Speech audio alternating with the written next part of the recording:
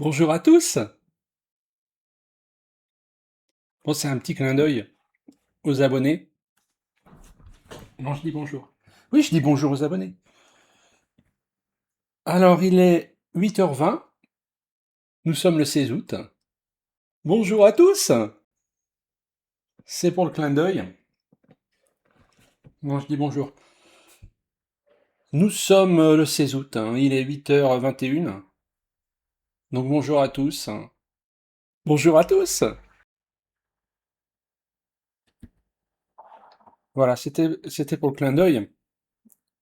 Oui, pour les abonnés. Nous sommes le 16 août et il est 8h22. Et je vais raconter ce qui m'est arrivé. Je me suis levé ce matin vers 7h30, j'ai mis le réveil, et je suis allé à la brocante. Alors la brocante, passablement clairsemée, les gens sont en vacances, je ne leur jette pas la pierre, il fait très très chaud, c'est pour ça que je me suis levé tôt, donc je vais à la brocante. Pas un seul vinyle à l'horizon, je fais le tour, rien du tout. Bon, je me dis la journée va être passablement morose. Montrose, Ronnie Montrose, arrêtez avec Ronnie Montrose.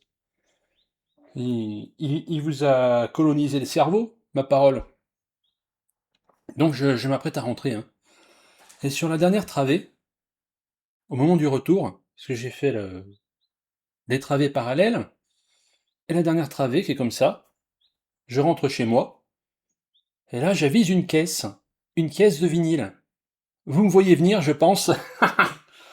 Une caisse de vinyle, quelques 33 tours, et des 45 tours en sus, en tout cas devant. Oui, ne dites pas en sus. Devant à l'avant du bac, et on voit un disque de Paso Doble avec une nana sur fond rouge. Ronnie Monrose. Non, c'était pas lui. C'était un disque de Library Music, de musique espingouine. Je me dis, bon, au pire, je vais choper un Philippe Laville et je vais rentrer avec. Et finalement, je suis rentré avec deux disques. Le premier, je regarde, effectivement, c'est de la variété, c'est des choses. Enfin, la variété. C'est de la Library Music, c'est de l'accordéon, du Paso Doble. Et j'avise celui-là. Orchestral Maneuvers in the Dark. Alors je dis maneuvers, mais c'est maneuvers, si on veut vraiment parler anglais de manière pristine. Donc ça c'est un groupe, je l'avais tenté à 1 euro, je l'avais tenté à 50 centimes. Je n'avais jamais été emballé parce que c'est de la synth pop, de l'époque, c'est du rock moderne. Je crois que j'avais Morality and Architecture. Vous voyez, Maneuvers, Architecture. C'est des gens qui sont un peu dans voilà, dans cette jubilation de faire rouler dans la bouche. Mais c'est dégueulasse, mais c'est sûr. Donc celui-là, je n'avais jamais vu, c'est Organization. Il y a aussi le mot Amateurs. Amateur, que j'aime bien. Donc ils sont deux. Voilà, des prêtres du DMX, on le suppose. C'est sorti en 1980. Donc voilà, à écouter, à découvrir. Et donc je regarde, il n'y a que ça. Hein. Je me dis, mais je vais demander le prix, ça va être 2 euros. Et d'ailleurs, je l'ai payé 2 euros. Comme quoi, ça sert d'avoir de la bouteille. Hein. Je m'adresse aux jeunes, là, avec leur crossley. Et le deuxième album, vous allez halluciner. Le voilà. Donc il s'agit de Dark Side of Moon, de Pink Floyd. Alors vous allez me dire, mais t'es vraiment une brêle? Tu n'avais pas cet album dans ta collection? Mais figurez-vous que je me piquais de ne pas l'avoir, parce que c'est sûrement le vinyle le plus connu au monde. Combien de fois on a essayé de me le refiler en état ravachol, et j'ai dit non à chaque fois. J'ai dit collector sans doute, mais je ne suis pas un pigeon. Vous voyez? Et j'étais fier d'avoir une collection un peu différente, de ne pas avoir cet opuscule. Et c'est bien précisé là. Donc il va falloir garder le blister, c'est le blister d'origine. En tout cas la pochette, comme on dit. Quels sont les termes techniques exacts? Y aurait-il quelqu'un pour nous faire des vidéos là-dessus? Pour les noobs, ce serait une super idée. Donc voilà, Dark Side of the Moon de Pink Floyd. Les coins un peu piquantes, en super bêta, semblerait-il. Bonne nouvelle, Perrin, regardez. Je me permets de le sortir. C'est un gatefold. Un gatefold. Un gatefold comme ça, au débeauté. Alors je regarde bien sûr le disque. Parce que ce genre de choses, moi je ne suis pas né d'hier. Je sais que le disque, ça peut être la cata. Eh bien regardez. Le truc est presque menthe. Du moins je ne vois pas de rayures de surface. Aucune. Et c'est quoi ce délire? Ça a l'air d'être un pressage français de l'époque. Alors comment le savoir? Il faut regarder la matrice. Made in France, Pathé Marconi. Authorized et Prohibited. 73. Inscription à la SACEM. Tout semble en ordre. Il y a le morceau Time. Il y a aussi, je crois, Money. J'aimais pas beaucoup Money à l'époque. Avec la machine à sous au début. Ça me plaisait pas trop ce morceau. Et c'est sans doute pour ça que j'avais jamais acheté l'album à l'époque. Hein. J'avais aussi Wish You Were Here. Et je l'ai en fait punaisé au mur de ma chambre, chez Madame Hochmonek. Donc c'est vous dire en quelle estime je tenais cet album. J'ai préféré le punaiser au mur tout simplement, plutôt que de l'écouter. Donc je sais pas. Moi j'ai toujours été Team The Wall, parce que j'ai beaucoup écouté dans ma jeunesse. Mon frère avait l'album, je jouais à Impossible en écoutant ce disque.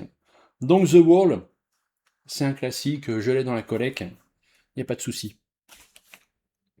Et donc je me piquais de ne pas avoir cet album, et maintenant que je l'ai, je me pique de l'avoir, je fais une vidéo là-dessus. Vous voyez, les collectionneurs sont vraiment des têtes de bois, hein, des têtes de schnuck, mais aussi des belles personnes. Ça, il faut le dire. Hein. Donc j'ai trouvé ça, 2 euros. Parce que quand j'ai vu ça, je me suis dit, il est encore sous emballage. C'était le seul qui avait une pochette plastique. Il est en super bêta. Mais même s'il était abîmé ou quoi que ce soit, je m'attendais à du 15 euros, du 20 euros.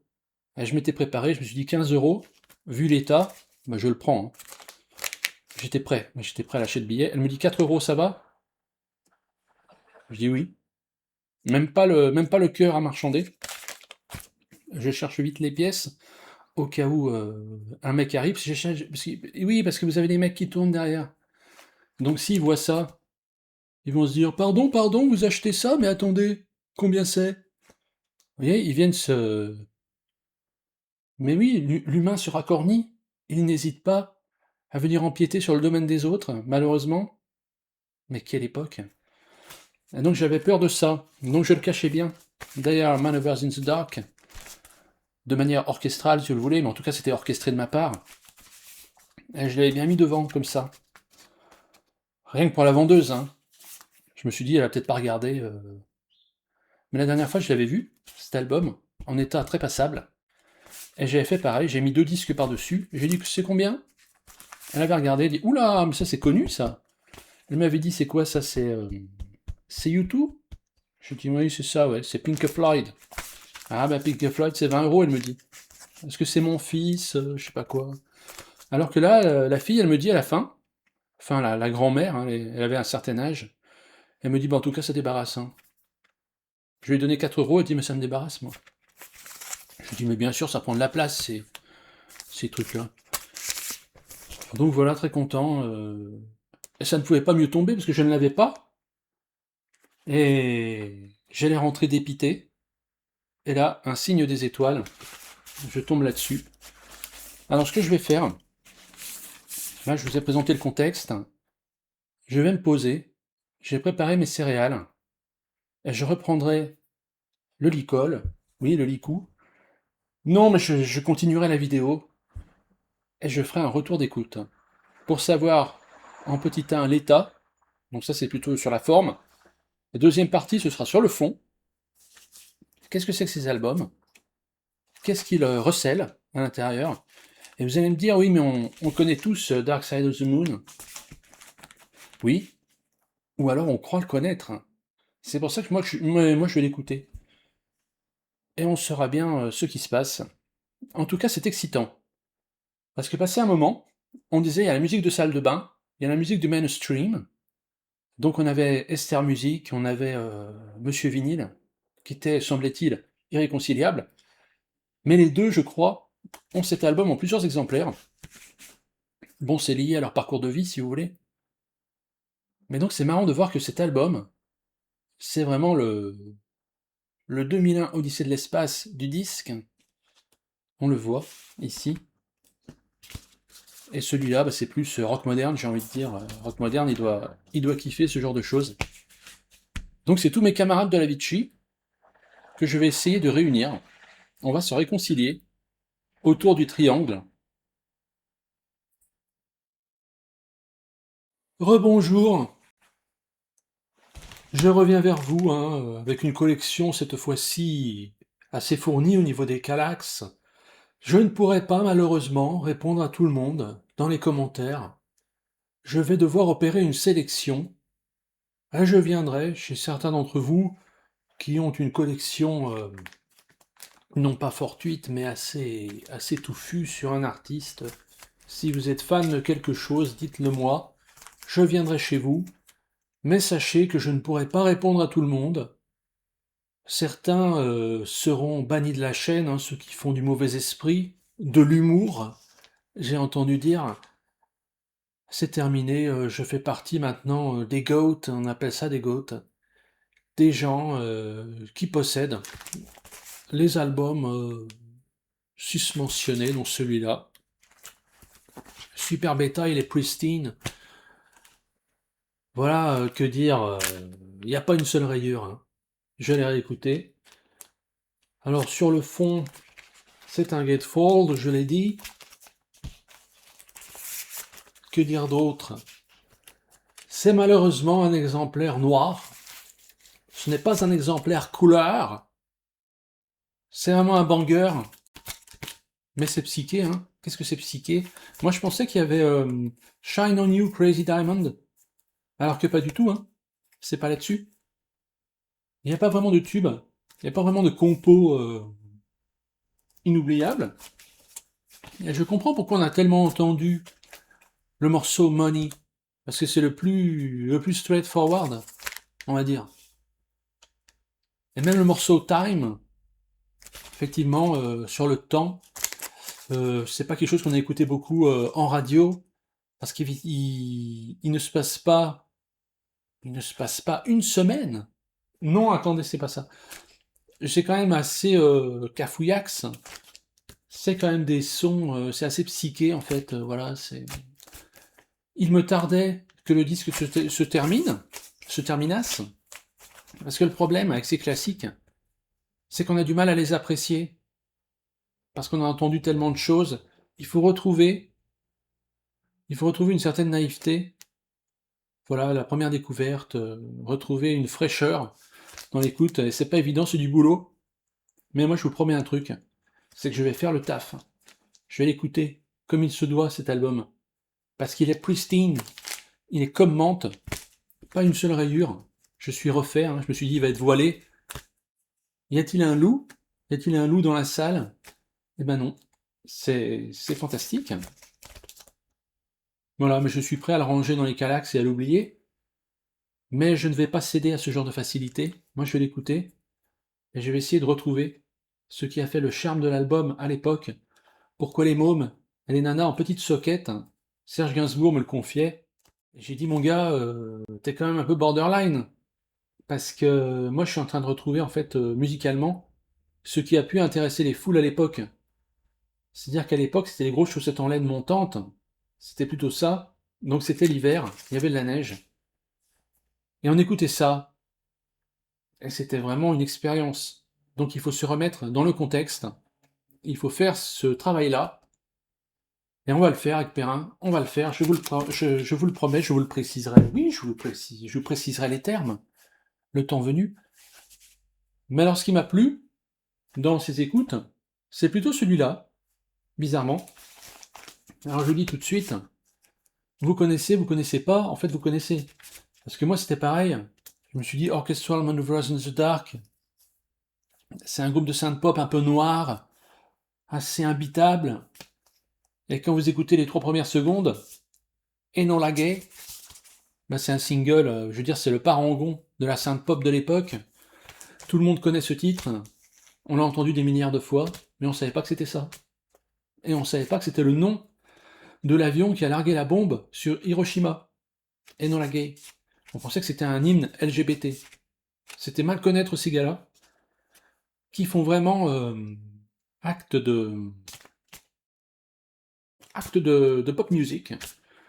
Il y a des percus, un peu comme sur l'album de Joe Jackson, Night and Day. On se dit, mais qu'est-ce que c'est que ces percus? Ça nous emmène ailleurs. Et c'est assez viscéral. Et là, je fais le geste, comme si je tenais une coucourde. C'est viscéral. Et c'est vraiment excellent, parce que ça ajoute une vibration particulière. Donc ils ont engagé un percussionniste, un batteur, diront certains, mais était-il derrière les fûts? Avait-il juste quelques bongos? Je ne sais pas, je ne suis pas dans le secret des dieux. En tout cas, c'est un superbe album que je vais conserver dans ma collecte, même si déjà je vais le réécouter, hein, je vais en faire du miel de cet album, parce que le reste est plus pointu quand même, hein, et plus... De toute façon, c'est des disques d'ambiance, hein, les deux.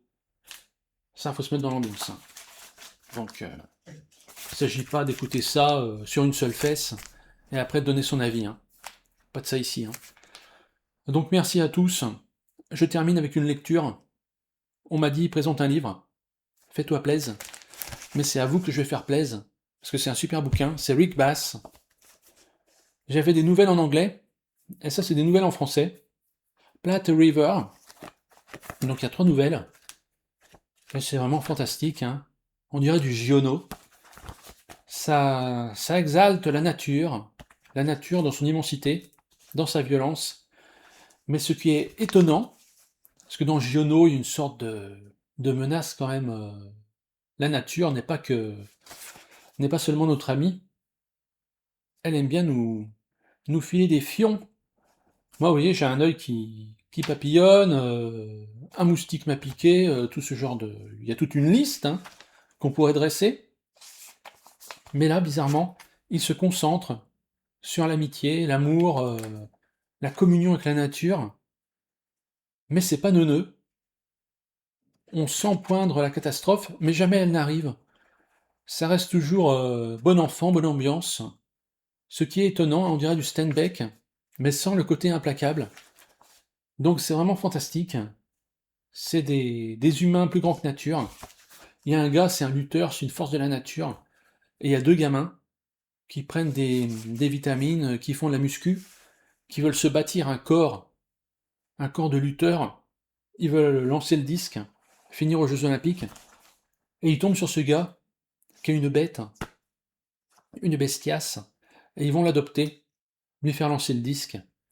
Et lui, il va tomber amoureux de la sœur, ou de la bonne copine, hein, je sais plus. Donc superbe histoire. La première, ça se passe aussi près d'une rivière. Ah oui, c'est le... Il patine sur un lac gelé. C'est un vieux qui veut évangéliser une partie des États-Unis, au nord, près du Canada, parce que quand l'été arrive, l'été dure 2 jours, c'est une sorte de vent chaud qui souffle, et tout le reste de l'année, c'est de la glace. Ils vivent au milieu des glaces. Et là, quand il fait chaud, ils se mettent tous à poil dans le village. Et vraiment, ils ont l'air qui circule entre les cuisses, un peu partout, sur le torse. Et ça leur fait des sensations, ils adorent ça. Mais oui. Et le gars dit, c'est pas possible, c'est des sauvages, je vais les évangéliser. Donc il y va, il commence à lire ses... Oui, putain de moi, oui, mais ça c'est sûr. Il est en train de lire ces passages de la Bible.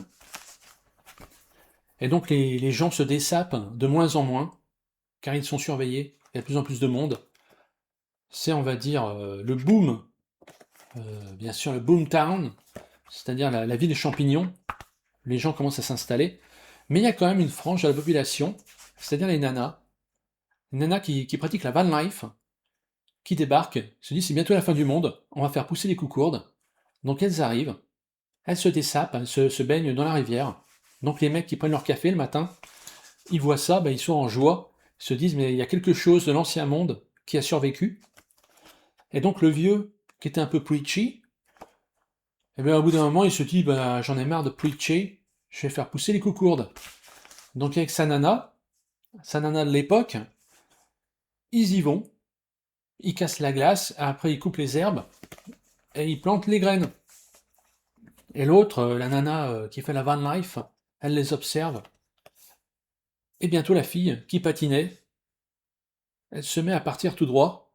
Elle se retrouve, pam, dans les glaces, dans un trou de verre. Elle tombe dedans. Et du coup, le vieux, il se démonte pas. Il capte la jeune qui était en train de faire du camping. Il lui dit, bah, tu vas remplacer ma nana. Enfin, ça se dit pas, enfin, c'est pas. Mais d'un commun accord, il continue le boulot. Et à la fin, bien sûr, il voit son ex dans les glaces. Et eux, ils ont ramassé les légumes. Et lui, il les envoie dans d'autres pays, des pays africains, qui souffrent de malnutrition. Donc, il garde pas les légumes, hein. Il en fait des bocaux, il les envoie. Et tout ça se passe sous nos yeux ébahis. C'est plein de détails foisonnants. C'est plein de chauds détails. Mais ça reste vraiment. C'est comme une parabole. Mais en même temps, c'est pas un conte. Ça reste concret, ça reste poilu, si vous voulez. Donc ça nous attrape par les oreilles, dans le meilleur des cas. Et c'était vraiment bon. Donc Rick Bass, c'est la première fois que je le lis en français. Parce qu'en anglais, c'est déjà quelque chose, hein. Il y avait un vieux dans une station-service qui était enchaîné par son fils. Il y a des cyclistes qui passent, et un jour le vieux il se carapate, et il va vivre tout nu avec des femmes dans la jungle, dans les marais. Donc déjà, c'était un peu la même, oui, c'est un peu la même ambiance. Et le fils essayait de récupérer son vieux. Mais le vieux il voulait pas revenir. Il n'y a pas moyen, il dit moi je reste ici. Avec les nanas et tout, il n'y avait même pas une liane ou quoi que ce fût, hein. Ils étaient à poil toute la journée, dans un hamac. Il vivait sa meilleure vie. Et le fils était là, et personne. Il est au milieu du désert. Et on voit des cyclistes en cuissarde qui commencent à tourner. Et un jour, il y en a un qui arrive, qui vient prendre un coca à la machine, et ils se mettent à discuter. C'est une sorte de Bagdad Café de Paris, Texas, mais avec ce côté what the fuck, comme on dirait. Mais je dirais aussi, c'est très visuel, et aussi c'est très positif, car on sent venir la catastrophe. C'est-à-dire, ils vont repêcher le vieux, ils vont le mettre à l'EHPAD, mais pas du tout. Le vieux, il continue de vivre là-bas, et le fils, il commence à se faire un ami avec un cycliste. Donc tout le monde est plus ou moins casé, donc la nouvelle peut s'arrêter. Et là, c'est un peu pareil, la situation est un peu branlante, et à la fin, ça se met un petit peu sur les rails. Donc ils sont contents, on est content, et c'est vraiment un écrivain que je conseille. Donc c'est des nouvelles, mais c'est des nouvelles assez longues, hein. Et ma foi, ça mériterait d'être adapté en film, même si je pense que c'est une fausse bonne idée. Parce que comment restituer les images mentales qui nous viennent dans un film, ce serait vraiment, ce serait décevant. À moins vraiment de tomber sur un cinéaste qui connaît son affaire, qui commence à utiliser de grosses ficelles, peut-être des marionnettes. Je me dis peut-être avec des marionnettes ou de la pâte à modeler, hein. Peut-être en pâte à modeler, là, je dis pas. Il y a peut-être moyen. Il faudrait s'appeler, bien sûr, Veracetacool, parce qu'à un moment, il y a comme qui dirait des gros poissons. Et dans Uncle Bunmy, je me souviens. Oui, il y a Pichapong, oui. À un moment donné, il y a une copulation entre une femme et un poisson, dans une eau un peu croupie. Et c'est vrai que ça fait bizarre. c'est le plus beau passage du film, hein. Parce que le reste dans la jungle, l'oncle Bounmi arrive, il vient manger, il a les yeux rouges, il ressemble à un singe, désolé de le dire.